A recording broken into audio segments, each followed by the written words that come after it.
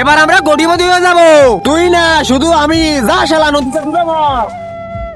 সর্দার, এই দেখেন কত বড় দানব। আরে তুই কে আর এখানে কেন এসেছিস? আমার ধোঁকাবাজ বন্ধু আমাকে নদীতে ফেলে দিয়েছে, এজন্য আমি এখানে চলে এসেছি। ঠিক আছে, কিন্তু এবার ফিরে যাও। চলে যাবো, কিন্তু আমি তো সাঁতরাতে পারি না।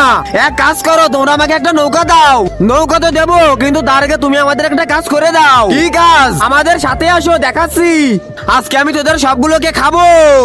এই দানব আমাদের লোকদেরকে খেয়ে ফেলতেছে, একে মেরে ওদেরকে তুমি বাঁচিয়ে নিয়ে আসো।